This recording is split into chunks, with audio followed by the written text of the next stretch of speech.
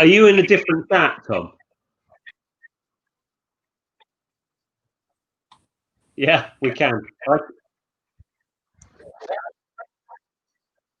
Yeah.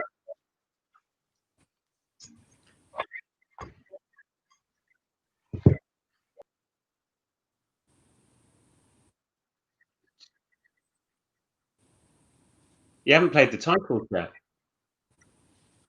Oh, you did?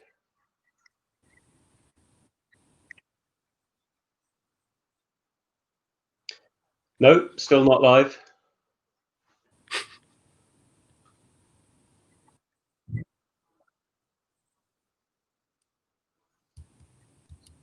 Niels, nothing's happening. We're on. Goodness me, that was a labour of love. In fact, welcome to the second episode of It's your time. You're wasting. And in fact, we're going to be wasting other people's time this week. We've got a couple of very, very special guests. We've got Niels, nothing's happening. We've got. Goodness me, that was a labour of love. I'm not sure. In fact, welcome to the second episode. Oh my God, Niels! It's your time. You're wasting. In fact, what the fuck? We're going to be wasting other people's time. A couple of very, very special guests. We've got. That was a labour of love. I'm not sure. Welcome. Oh my God, Niels. Right. Looks like we've got rid of. No, we haven't. Is this live? It's not live. Very, very special guests. We've got. Niels, what's Technical difficulties, we call this. I'm not sure. Welcome. Oh my God. Looks like we've. Why don't you stop and start again?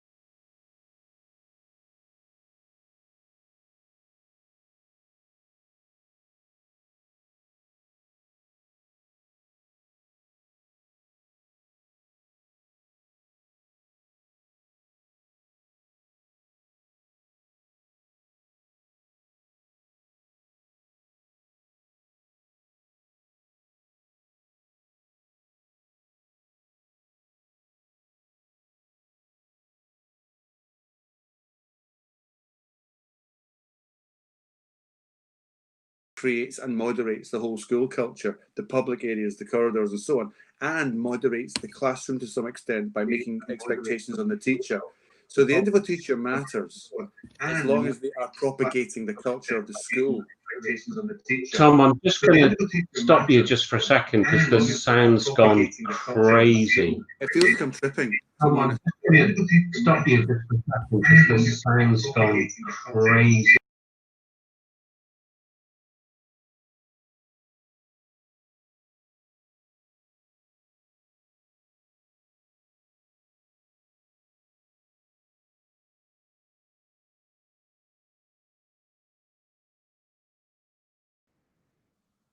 What does that mean? Oh, okay. Now we have sound apparently. So for those of you, what does that mean? We're all okay. Now we have sound apparently. For those of you, okay, we can't do this. Now we have sound apparently.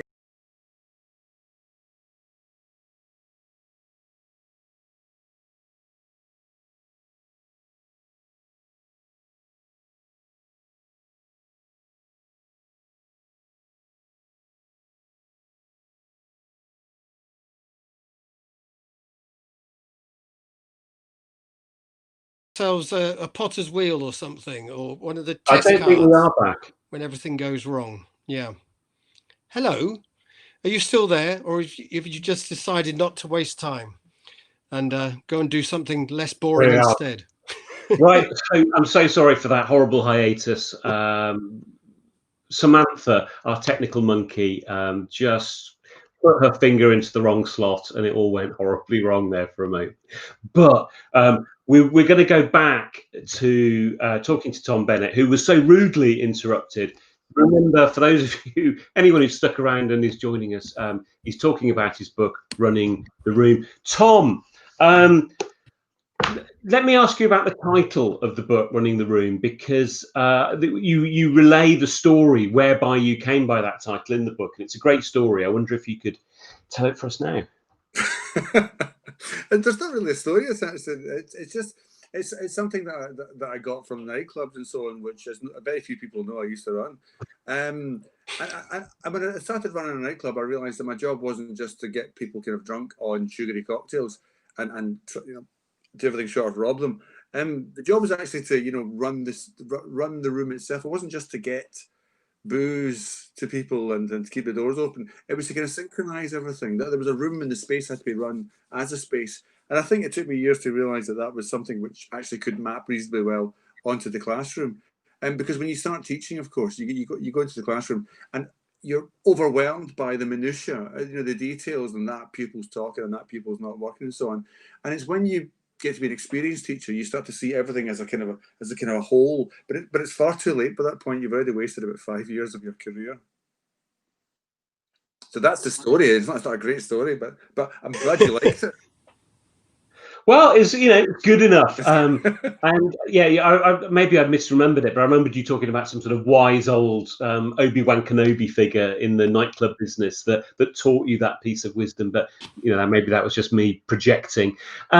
So before, when you were trying to tell us and nobody could hear what you were saying that what made your approach to behaviour different from other people's that they might have experienced elsewhere, is that you're advocating that people actually and explicitly teach children to do the kinds of things that you want them to do. Yeah, and when you think about it, it's absurd not to.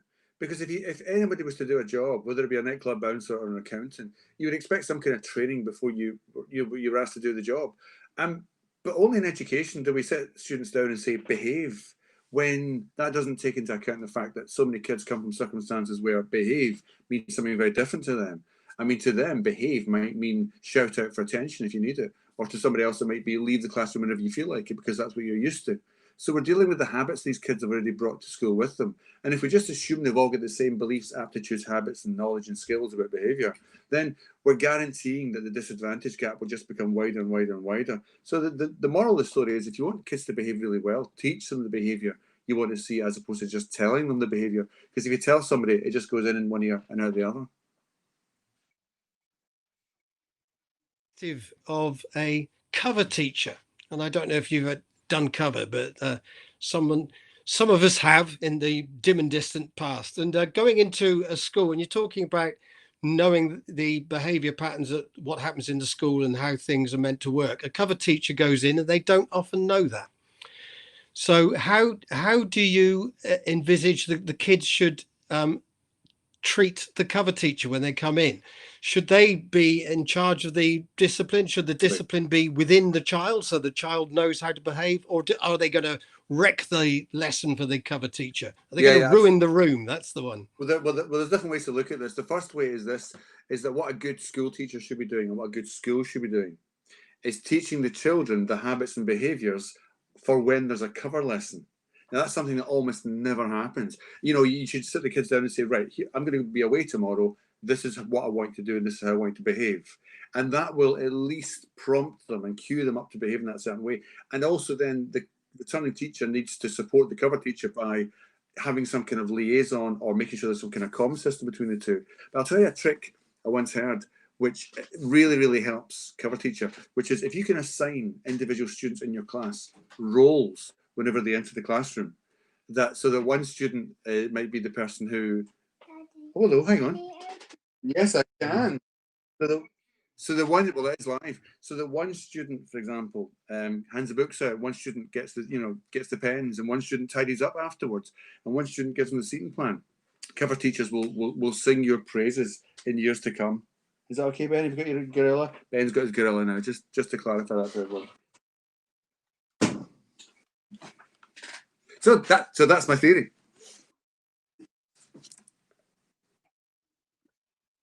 Good theory, and you've been over the last few years, as people will know, you've had various roles where you've been asked by the government to give advice on behaviour, and you're widely known and loved as the behaviours are. And in part of that role, you've been providing schools with some advice about how to handle reopening and how to reboot behaviour. Could you recap for those who don't know about that what that advice to be honest, some of it isn't novel because a lot of it ties into what I was mentioning earlier on, which is you teach the behaviour you want to see. So if you want children to behave in slightly different ways because of COVID, if you want to teach them tactile etiquette or new respiratory etiquette, then you have to front load that in your relationship with them. A couple of things that we advise schools to be doing, which is to not assume that children are coming back traumatized, but to assume that they're actually probably mostly pretty keen to be back because of structure, meaning, and purpose back in their life. Most kids are hungry for a wee bit of socialization with their friends, but also to be alive to the fact that some children will have been forced to endure toxic circumstances. And so there's a balance to be had, but not to tip into either one too much. Don't assume everyone's okay and don't assume everyone's been, traumatized. And then teach the etiquette, teach the behavior, teach the staff to teach the behavior. Because there seems to be this assumption in schools that staff just know how to do it. They bloody well don't. They want line managers and leaders to teach them the things that are expected of them so they can then teach it in terms of the pupils. And finally, there needs to be a follow-up and a follow-through. So whenever somebody challenges the new norms, there has to be challenge back to that. Now, it could be a consequence or a sanction or a reward, but it could just be a pastoral conversation. But the crucial thing is that people have to notice when things aren't normal and then push back on it. Kids can adapt to anything. As Camus said, eventually you could get used to anything. And I think that's something which is wonderful about the human spirit, that we're, very, very flexible and we can learn and we can adapt. But if you want to do it in a systematic way across a school, you have to approach it with a systematic strategy. It doesn't just happen by itself, and it doesn't just happen if you just tell them once. So just not to assume that probably people are going to be well-intentioned, children are going to going back and wanting to make things work, but even with the best will in the world, they're going to make mistakes unless things are really, really clear, and they're going to forget. So, and I would also suggest that schools take some breaches of the new etiquette really seriously so that kids understand it's serious.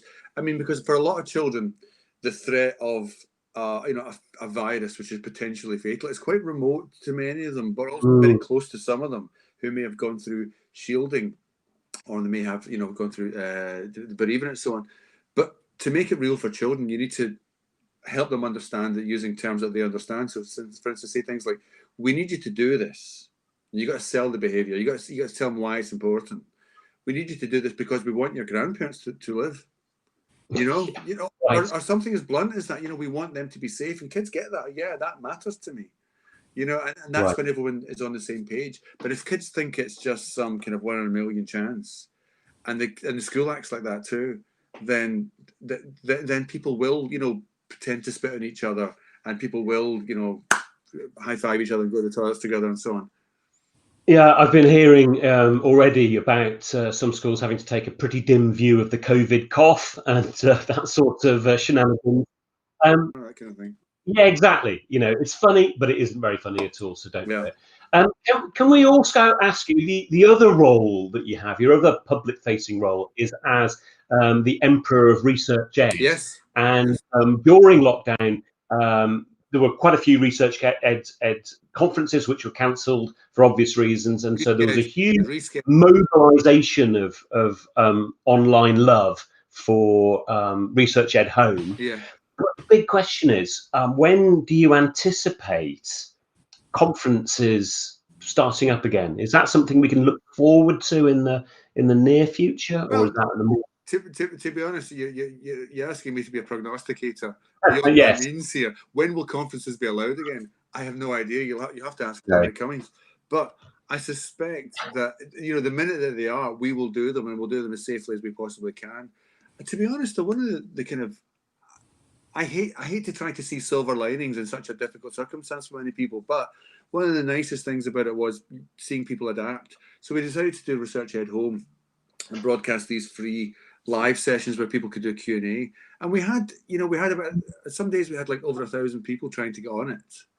And the views I think we've surpassed about 300,000 views now for the daily broadcast we did every day. And I've heard schools all around the world using it as part of their staff returns and their CPD and their ITT. So that's incredibly edifying, and it really does make it all worthwhile.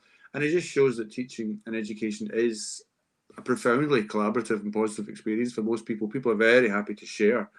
And I'm just happy that we had a kind of opportunity to try to help out to some extent. But we're doing more virtual research eds in the UK through 2020 because people that love doing them still want to do them. And probably 2021 we'll start seeing other ones happening. We've got one planned for Perth, but in Australia. Yeah, where they're still allowed small conferences. So we're going to do a small face-to-face conference in Perth. Sadly, I won't be able to attend this one because of travel restrictions and whatnot. But it's exciting to think that these kind of things can still happen, while at the same time nice to see that we can explore other avenues and areas. And the Research Ed magazine's coming out again in a few weeks' time. So we're really focusing on the online experience and what we can do rather than what we can't do, which is how we do it. Absolutely. Well, Tom, I don't know if Martin, have you got anything else that you'd like to ask Mr. B before he has to? Well, I just hope my question got through before the shenanigans with the sound. And thank you for your answers, Tom. It's lovely to see you. And nice to see you again. Yeah, Martin, no one heard your question. So if you do, right. Apparently, my question wasn't answered on live. So I asked you about the culture of the classroom and the importance about the culture of the school and whether culture is such an important word. If you want to just wrap about that a bit, just about culture as this is like the place that the teacher finds himself in, rather than each teacher to themselves trying to work on the discipline themselves. Two things here very quickly. I noticed earlier on that teachers could have a huge impact on the culture of their own classroom. And the second thing I noticed was that leaders had a bigger impact.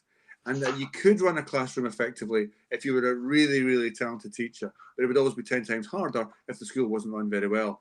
And that ultimately the best way to get well-run classrooms and classroom cultures is for the whole school culture to be moderated by the leadership, because they're the ones that dictate the culture of the corridors, the public areas, the assemblies, the playground, and so on. No one teacher can do that. So they're the ones that set the standard for those parts of the school. They can also set the standard for the classrooms too, as long as the classroom teacher is plugging into the values and the norms, the routines that the leadership laid out have to happen in every classroom. When everyone is singing off the same page it's a wonderful thing. It hums, but when everyone's doing different things, it undermines everyone else, because consistency is key to normalizing certain behaviors. So as long as teachers are given a little bit of agency to operate within their classrooms and dictate some things that matter to them, and then the leaders then enact things which matter to them, and everyone follows suit, that's when cultures become quite firm, quite adamantine. I think that was a different answer to the one I gave you last time. It was a different question, to be fair. We're all grateful for the technical hit that we got that one. Tom, thank you so much for your time. This is the book that we've been talking about, Running the Room, published by our wonderful show sponsors, John Catt. And we've got a couple of copies to give away. So no royalties there, I'm afraid, Tom. And what we're going to do is, anyone who subscribes before the end of the weekend, we're going to trawl through whoever subscribed to the channel and find some way. We're not quite sure how we go about this, because we're such rank amateurs, but give away copies, and we'll announce on next week's show, if indeed there is a show next week, about who has won the copies of the book. But thanks again, Tom. That was sorry to have wasted your time. So the show was called "It's Your Time You're Wasting." Yeah, you knew what you were signing up for. Bye, guys. Thank you. Bye. See you later. Bye. Wow. Okay. So we also this week, one of the Martin, one of the big events was happened in the select committee, the education select committee. Yeah. I was interested in the Ofqual chair, Roger Taylor, going up in front of the education committee and talking about various things, but basically seems to be shifting some of the blame to Gavin Williamson, who at a similar sort of time was in the House of Commons answering questions and saying he was deeply sorry. I think we've got a short clip, haven't we? Can we play the clip, Samantha? Well, I don't know. Mr. Deputy Speaker, this situation has, I know, caused a great deal of stress and uncertainty, and I'm deeply sorry that those who have borne the brunt of it have been students themselves. I can only apologise to them again for this. We took immediate action to provide certainty as soon as it was clear that if we didn't, too many students would have received grades that didn't reflect their hard work. Let's get rid of Mr. Williamson. I think he's had enough time to explain his deep sorrow and to apologise to us all. But yeah, no, there's rather a lot of he said, they said, she said, but I did this and they knew that. Gavin's deeply sorry, Martin, but is he sorry enough? Should he be taking responsibility, do we think?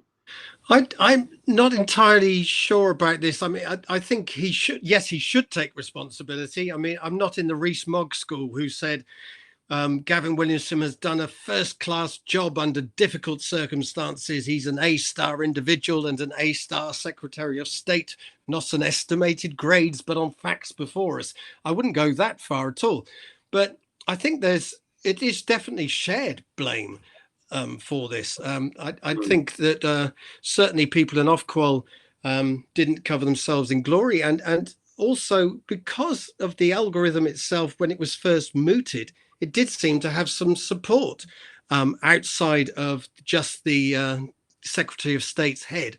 I think the ASCL did a report on it, and the idea of what was going to come through, how to deal with the exams that aren't going to happen. And the ASCL said, we agree with the process outlined overall.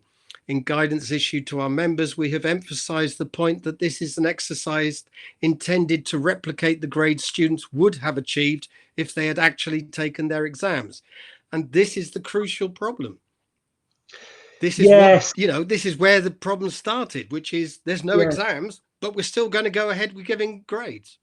And one of the things I found interesting from watching the select committee hearings, which, to be honest, is not something I normally do, but it was coming out that Ofqual had advised initially that exams could be delayed, or there could be some other kind of testing alternative, and they at least seemed to be saying that the algorithm, the estimating of grades, was a bit of a last resort. And obviously, we can all blame the pandemic because this was nobody's best option.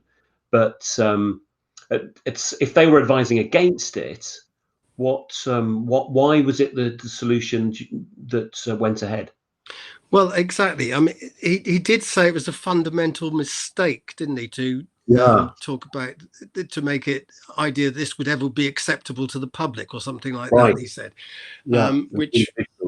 Which makes you wonder why anyone therefore thought it might be. So perhaps they said rather sorrowfully, okay, this is what we can do. But at somewhere along the line, either Roger Taylor is at fault, Gavin Williamson is at fault, the government is at fault, all of us in the education world were at fault at some point or something like that, or no one is. I mean, who if we're looking for blame, then I think it's quite a cultural thing. But Gavin Williamson, does the buck stop with him? Well, perhaps it should do, but I don't, perhaps they're trying to give the idea that this is some sort of cock up rather than a mistake made by a certain minister.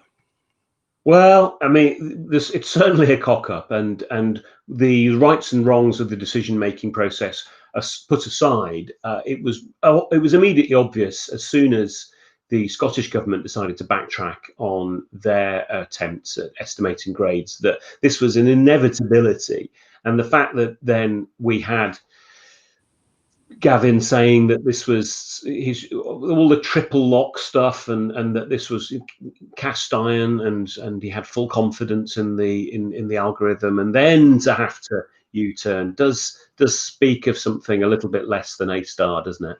It certainly does for the minister involved, but interestingly, Roger Taylor himself isn't someone who's an expert in qualifications. I mean, interestingly enough, he failed his A-levels, or certainly didn't do as well as he intended to. And he doesn't have a background in education, doesn't have a background in grades, putting grades upon exams and whether they should come from algorithms left, right, and center. I think he was a journalist for the Financial Times and then became a businessman selling something in healthcare or something like that. I don't know. But he's certainly you would think perhaps we need experts these days in these positions, and perhaps that might have helped if someone but there should be experts surely advising him within the whole system. I mean, even the I've forgotten her name. What was her name? Sally Collier. Even she's didn't have a background in qualifications, and neither Michelle Meadows either. So so you're right. So maybe there's a problem with the way Ofqual's organised. Maybe they could have anticipated more of the problems that arose, but certainly from the ministerial angle, it could have been handled a lot more smoothly and a lot more elegantly. But the past is the past. Maybe you're right. Apportioning blame isn't really the point. Let's move on to something else now. And a regular slot that we're having in the show is, what has Martin been reading this week? Martin, what have you been reading this week? Well, I'm going to have a look at this book, The Lies That Bind, and something that interested me particularly that came up this week was the picture of Adele dressed up for the Notting Hill Carnival that wasn't, if you like, the Notting Hill Carnival that was online. And it upset lots of people because it was about cultural appropriation. And my go-to person on these issues at the moment is Mr. Kwame Anthony Appiah, and his wonderful book, The Lies That Bind. But he brings up lots of interesting things. But I want to say, why has this got to do with anything about education? Well, education seems to be embracing cultural appropriation and teaching it. I found quite a lot of materials on places like the TES resources site, and talking about cultural appropriation and why is it offensive, and why people take things from other cultures. So I want to give the focus on what we actually mean by cultural appropriation in the first instance. And the Oxford Dictionary defines it as follows: as the unacknowledged or inappropriate adoption of the customs, practices, ideas, etc. of one people or society by members of another, and typically more dominant people or society. And this whole thing has sort of got a bit out of control on social media this week, with people attaching all sorts of things to Adele's hairstyle and various things like that, Bantu knots, etc., and saying that this is absolutely taking from a culture, another culture. And there was a piece by Katie Edwards in the Independent about this thing yesterday, I think it was. So she's talking about a white woman's attempts to borrow culturally black hairstyles as a cool look without acknowledging its heritage would have been a consistent trope in popular culture, from the Kardashians to Rita Ora. It's unsurprising that Adele's post provoked an important conversation about white women's often clumsy attempts at solidarity and apparent inability to listen to those we claim to support. And I went to the Appiah because of this, because he talks about, do we own culture? Do we own it? Is a person's color means that they have this culture? A person's gender mean that they have this culture? Does culture belong to someone in the sense of ownership? And there's some wonderful quotes from his book, and I hope we've got two of them to show. I don't know if we have. We might have. We do. So perhaps put those up. One at a time. That'll be all right. I've got them both up. Even better. So here we go. We've got the quotes from the Appiah book here about cultural appropriation. And he's talking very much about whether these things can actually be ours. And have a look at this. I can't actually see the quote myself that you've got there at the moment. So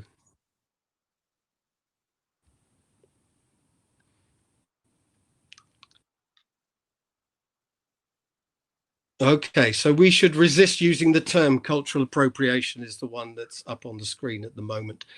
And there's another one that's coming alongside it, which is, I hope, talking about. Oh, come on. Okay. So the second quote, Martin. Let's just let's talk about it. I can't see it, so it's difficult for me to say. So here it is. Right, brilliant. They're both up there. So we've got this thing about ownership there as well. So is ownership the big problem of cultural appropriation? Can a white man play the blues would be an interesting question to run alongside it. Can someone adopt something from the culture that's not their own? Now, in this book, The Lies That Bind, Appiah talks very much about the golden nugget and tries to sort of say, well, was there a golden nugget that was dug out of the ground in ancient Greece and passed to the Romans, and then from the Romans passed on to the Italian Renaissance, passed on to the French, to Paris, to London, etc., and ending up perhaps somewhere further west, and sort of tying it into a Western idea. Is there such a thing as Western culture? And he sort of says, well, probably not. It's a big lie. And he talks about the lies that bind us all, and yet we seem to think these things are important. But if we start saying things are due to someone's race, someone's ethnicity, national status, or anything like that, I think today someone did a talk, I think it was Joe Biden, talking about the light bulb and saying the light bulb wasn't invented by Thomas Edison, it was invented by a black man, etc., etc. And we're trying all the time to make this connection between someone's ethnicity, someone's gender, and what they produced, as though that's what makes it worthwhile, what it actually is. And but we are not brought together. He makes the final point here, which is most important. What actually links us to these cultures and everything is learning, education, learning about. So what Shakespeare is to us is we have to learn about him. It's nothing to do with our race that makes him ours. or anything. It's about learning about him. And there was a lovely video about the far right going on a demonstration about Rule Britannia not being sung in the Albert Hall this year. Perhaps at the time it was thought it wasn't going to be sung at all, and then they burst into song about Rule Britannia, and they go, Rule Britannia, Britannia rule the waves, Britain, and they sort of forget the words. And it's that sort of thing that he points out. Does anyone in the West actually know all the works that are meant to be part of Western culture? Does anyone know anything unless they learn about it? And learning is what connects us to culture, nothing particularly else about our internal selves, if you like. Thanks, Martin. That's it's a great book, The Lies That Bind, by Kwame Anthony Appiah. And I haven't, the chapter on culture is the final chapter. I haven't got to it yet. I've been reading it too. But for those of you who haven't got the book and would like to get some of Appiah's ideas, he did the Reef Lecture series in 2016, which are all on iPlayer or whatever, the sound, BBC Sounds or whatever it is called. So you can listen to his ideas there, which are pretty much what he built upon in the book. And ever since Martin recommended the book to me a few weeks ago, and ever since I bought it and picked it up, I'd not heard of Kwame Anthony Appiah before, and I've been seeing him all over the media, and he's got TED Talks, and he's a pretty prolific guy. Now let's bring in our next guest, Naureen Khalid. Are you there, Naureen? Are you with us? I am. Hi. Excellent. I'm so sorry you've been waiting for so much longer than we would have wished, and thank you so much for your patience and forbearance. Well, I would have tuned in to listen to you guys anyway, so it wasn't my time you were wasting. Well, it was, but you just didn't mind. So, Naureen, have you come across Appiah before? I haven't actually. Cultural appropriation. I haven't. I've made a note of the book now, and it's going to go on my reading list. I haven't come across the book or his name, so yeah. Thank you, Martin. That's. I think one of the things that perhaps. Do you think there's something about what he's saying there about cultural appropriation that is of interest within schools, particularly because I see that schools teach this cultural appropriation is it's an actual thing, and yet here he is challenging it as though it might not be an actual thing, and perhaps it should be part of a discussion in schools rather than something that's taught as a factual thing, if you like. I don't know. Yeah, I mean, first of all, I must say this, that I'm here as myself. I'm not representing any governing body or any organization or any group I may be associated with. I don't buy into cultural appropriation. I think a better term is cultural appreciation. If I were to wear something belonging to another culture, make fun of it by wearing it, that's a different thing.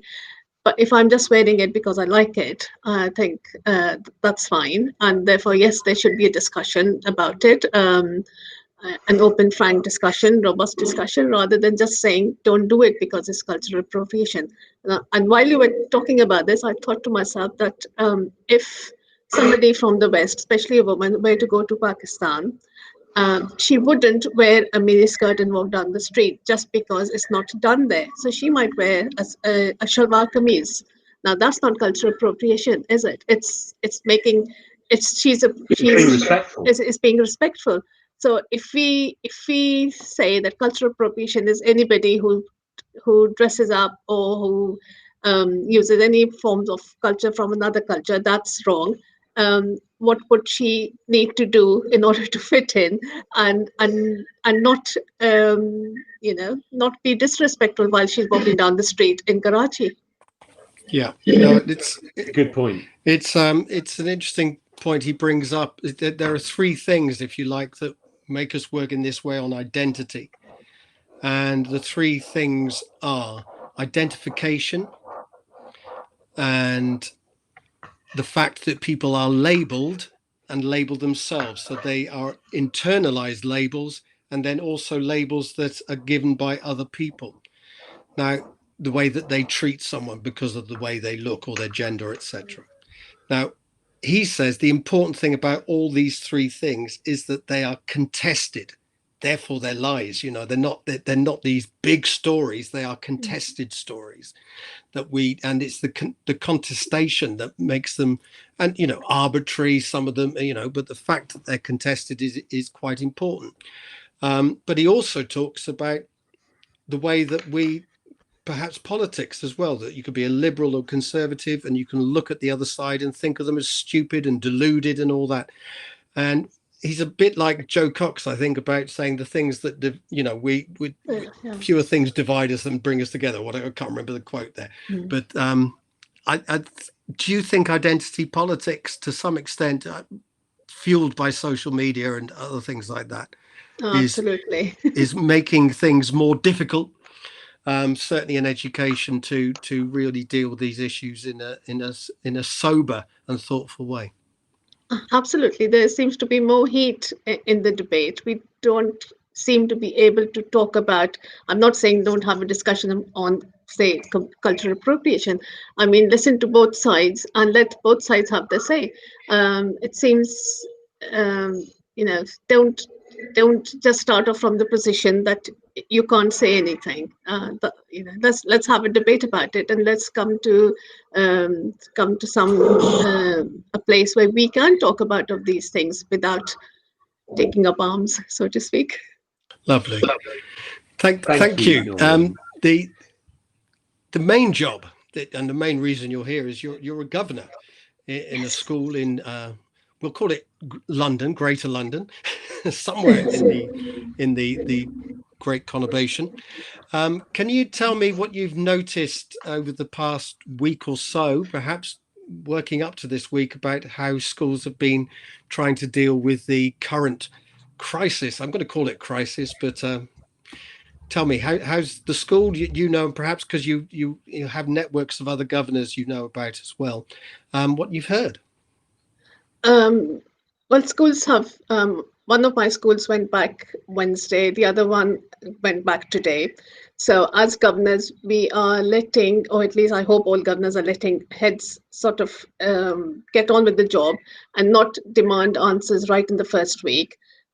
We've prepared a lot to open up. Heads and the teams have done risk assessments, which have come to governors and the governing bodies. We have had meetings. We've talked through this risk assessments. We've played various scenarios. We've had, you know, what happens if what is your plan A for opening? What if that goes wrong? Do you have a plan B? We've talked about that.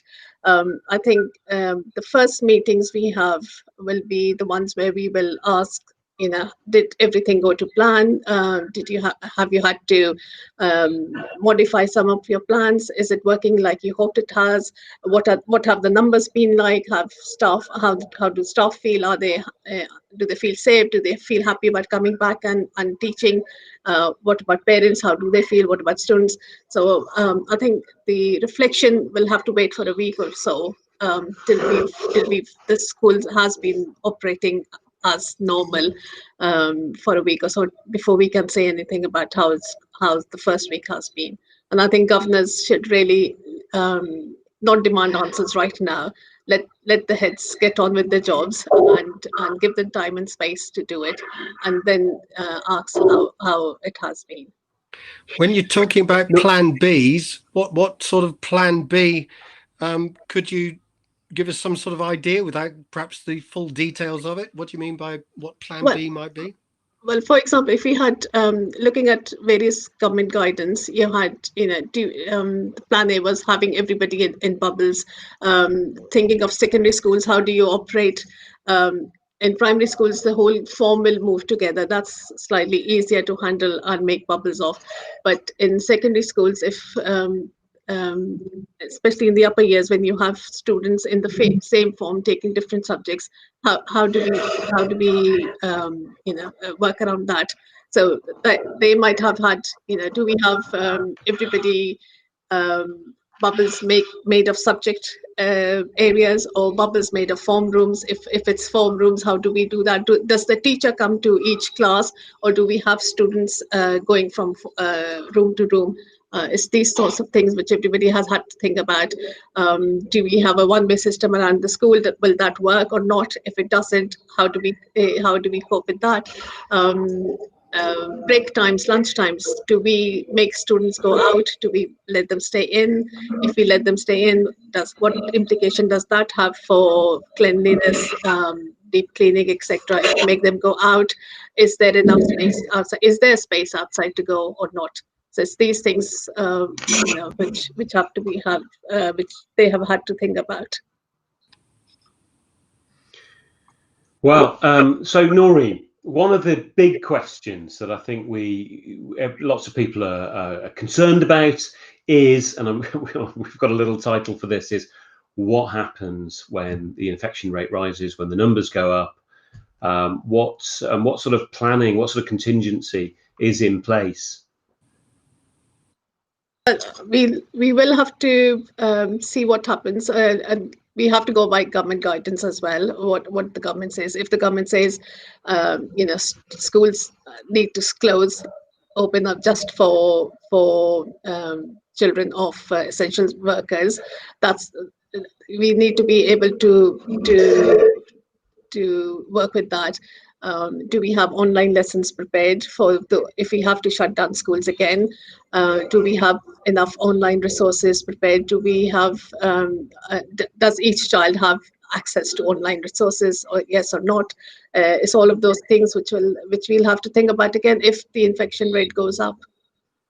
Yes, I mean obviously we as always we should hope for the best but plan for the worst, and I think that probably, and I don't know if you could say something about this from a governor's perspective, I imagine lots of schools will have learned an incredible amount over the past 6 months or so about how to do things differently. What sort of lessons do you think will be particularly useful to have as contingency?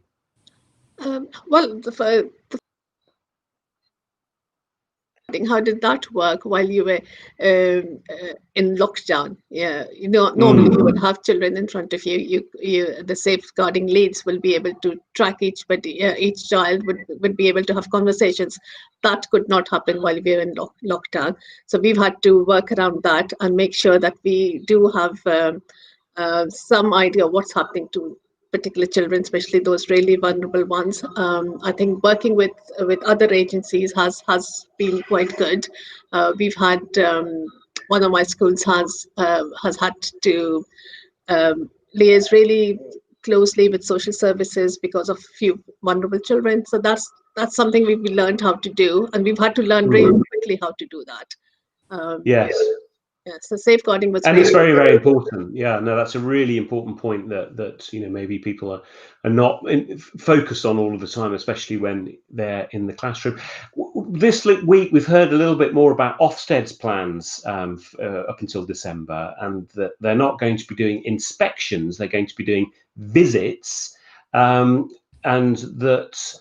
One of the decisions made, which is a little bit controversial perhaps, is that they'll be writing to parents to give them details of the findings during those visits. Have you got any thoughts on whether this is a good idea, or whether maybe Ofsted should take more of a light touch approach? If they are going in, and if it is light touch, as they've said it would be, that they are just going to go in and they're not expecting school leaders to have data ready, or it's not going to be like an inspection, then I think I know NGA and NAHD, etc., have written a letter today saying that they are disappointed about the fact that Ofsted are going in. But on the flip side, I think Ofsted hasn't been in for 6 months or so. Again, safeguarding. How do we know that the school has looked after children? Right. Yeah. So. Well, it's a difficult balance to get right, isn't it? Then, if you're saying that they need to visit but it's not an inspection, but they might need to look closely perhaps at certain things, then perhaps it is an inspection. And can Ofsted ever visit a school without it not being semi-formal? Like if the Queen came around to our houses, we, just because she just wanted to borrow some sugar, we'd still be on our best behaviour, wouldn't we? We'd try to show our best side, perhaps, depending, unless we're ultra Republicans, of course. The other thing is, can Ofsted ever be neutral when they come around to a school and not be inspecting, just visiting? Yeah, that's a good question. The first question is, can Ofsted actually go in? Do they have powers to go in if it's not an inspection visit?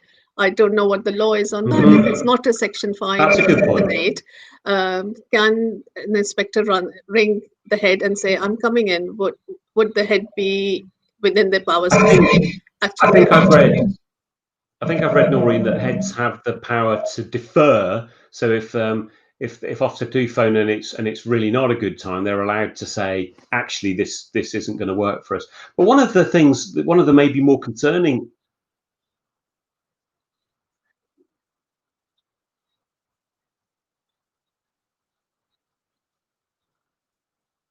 to be deferred. If I just ring you and say I'm coming in for a chat, can I go in for a chat? Can you say, actually, I don't want to chat with you? Well, no, I mean, that's tricky, isn't it? And one of the things which maybe is, maybe the sort of the darker end of all of this is that if the visit goes badly, then it can turn into a full Section 5 inspection. And that's the reason why I'm sort of in two minds about this. If it has gone really badly, if it was because of safeguarding concerns, now would I rather that they hadn't gone in, or would I feel more comfortable that it is turned into a Section 5 and that is looked at more thoroughly? Yeah, yes, it's as you said, Martin, a really delicate, important balance. That we don't want safeguarding concerns not to go unaddressed. They're probably too important, and yet there's this sensitivity, this sort of treading carefully, that we're not doing proper inspections. We're just doing, what did you put it, just visiting. That's it. What would you both like if you were a parent and your school was visited? Would you like to receive the letter, or would you just say, fine, they've been in, they've gone back, and I'm happy with that? Or would you like to know what had happened? Yeah. So I think I'd be happy under the circumstances at the moment just to not know the details, unless obviously if things were awful, and in which case that would be immediately apparent, because a full inspection would be then forthcoming. But I think as a parent, I'd be quite happy not to feel that I needed the details of an Ofsted visit in these circumstances. What about you, Martin? It's an interesting one, speaking because I am a parent, of course. I've heard that. Yeah, it's only two days back so far. But if Ofsted came in next week, I think the thing that would most interest me would be, how's the arrangements for COVID-19 going within the school? That would be the most relevant thing. Is there social distancing? Are things being done in a basic health and safety sort of report?